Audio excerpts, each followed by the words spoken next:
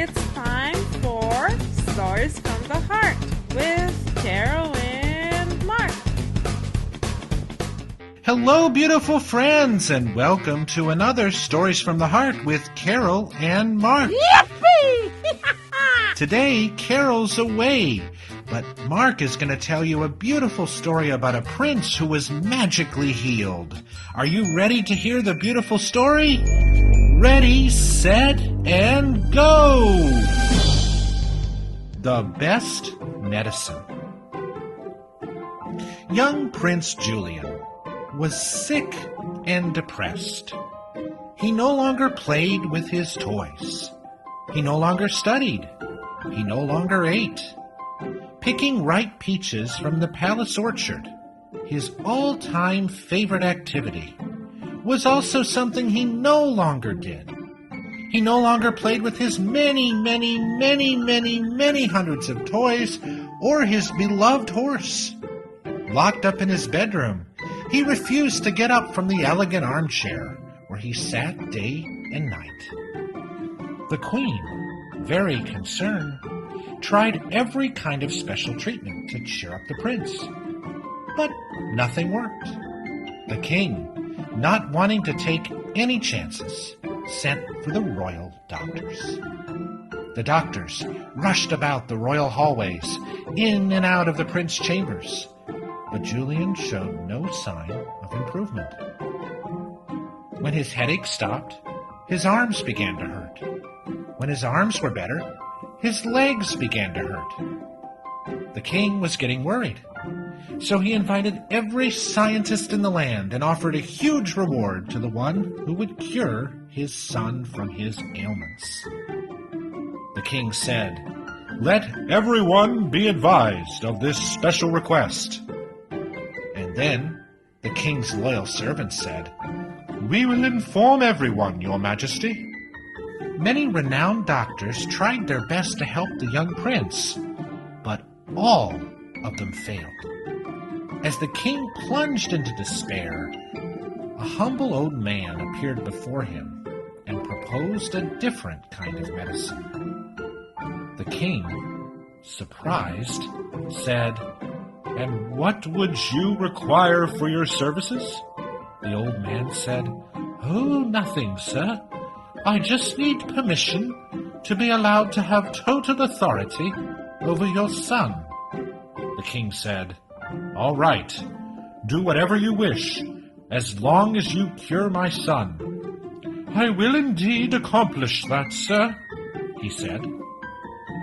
The old man showed the young prince to a small patch of land and asked him to pull out the weeds that choked the tomato plants. "Come on, son, pull out the weeds." "I can't. I'm sick," the prince said. Patiently, the old man convinced Julian that his personal effort was crucial to his cure. Julian agreed, and a couple of hours later, the tomato patch was weeds-free. At lunchtime, Julian said to the wise man, "I'm hungry, sir." "That's very good, my son," the old man said. The wise man took him to have lunch. "Help yourself, Julian." The young prince ate soup, bread, and fruit with great enjoyment. After a short break, the old man invited Julian to return to work. "Let us build a wall." "But I don't know how," Julian said. "Well, then I'll teach you, and you'll learn." And Julian learned. By dinner time, the young prince was hungry again. The next day, another program of activities was created for Julian. In the mornings, he ate breakfast, then worked the soil, then took a bath. After that, he ate lunch and rested. In the afternoon, he studied. And only after all those activities did he play with his friends. 2 months later, Prince Julian returned to the king and queen feeling healthy and happy. He was a changed boy.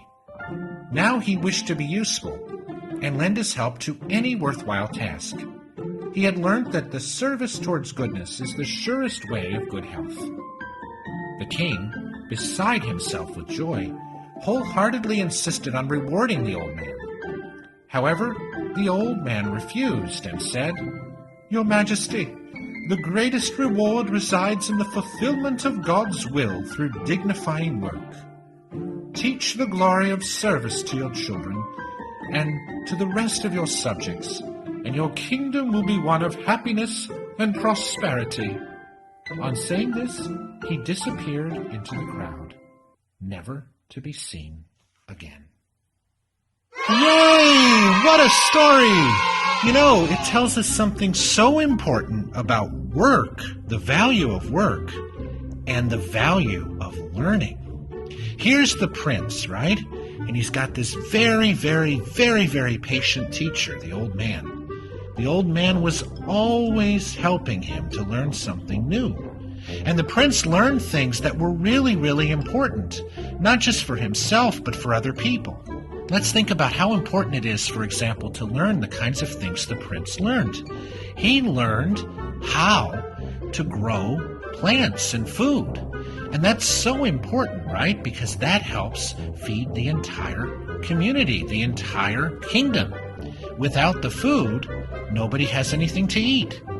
And the prince learned such an important thing. I don't know if you guys have ever done gardening before, but there's something so satisfying, and it makes you so happy after you do it, because you dig your hands into the dirt, right?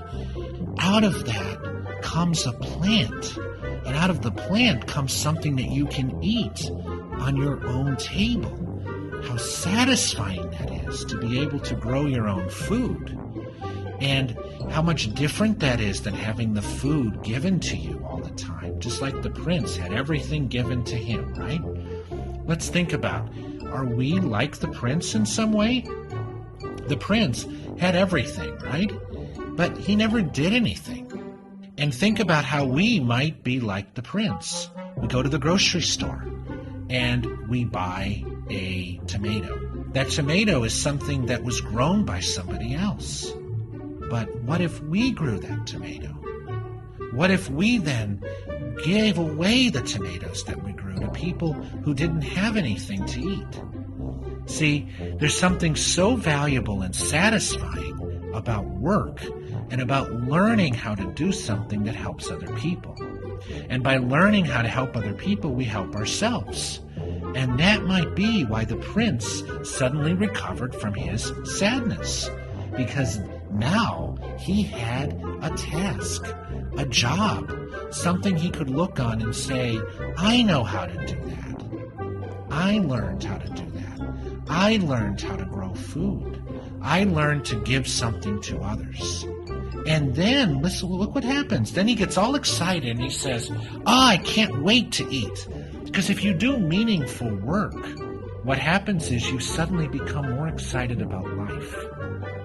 And you say to yourself, wow, what a morning or what an afternoon. And then everything after that becomes more satisfying. In the palace, he had like fancy food, but he wasn't enjoying it. And the old man gave him a bowl of soup, and all of a sudden it's the most enjoyable thing ever. But that's only because of the good works that he was doing and of all the learning he was doing. So this week, think about something you can learn to do that would be helpful to other people.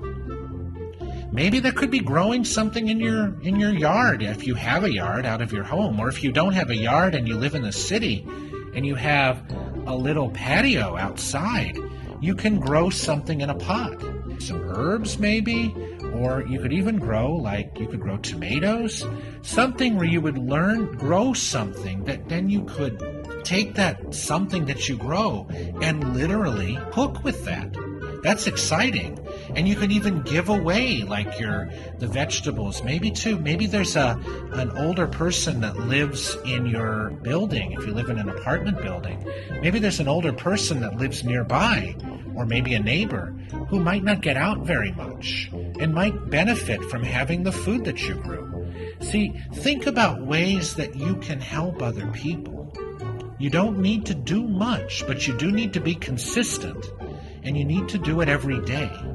And you need to be watering those plants every day and making sure that they have enough food to eat, and making sure that they have soil, and making sure that there's that you pick them enough so that the bugs don't get them. And then you're all set. Then you've got something that you can give to others and give to your family. So let's think about that. It doesn't have to be food. It could be something else. But think about what that is. And we can say a prayer now to ask God and Big Brother Jesus for help. Dear God and Big Brother Jesus, thank you so much for helping us right now to think of something we could learn to do with our time. Something we could learn from others that would help other people in some way. Maybe that could be learning to garden. Maybe that could be learning to play a musical instrument. Whatever it is, let's think about something we could learn to do that could help other people, that we could contribute to the community and to our society, so that we understand the importance and value of what it means to work and serve others, so that we can become happier people and also people that are closer to fulfilling God's will.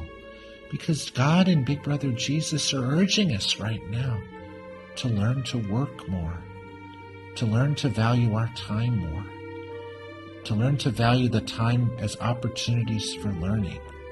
Let's think right now and thank Big Brother Jesus for all the gifts that we have to be able to serve and learn and work. And let's think of ways right now we can do that, so that we can become ever so more helpful to others, which will make us feel better about ourselves and will enlighten the world around us, so that we become beautiful, loving instruments of the Big Brother Jesus in our own communities. And so be it. Yay! Wow! We have learned so much today about how to learn, love, and serve. And until we meet again for another Stories from the Heart with Carol and Mark, we'll be saying we love you all, and we'll be giving you extra encouragement to think of something you can do right now to help others. We love you guys. Bye.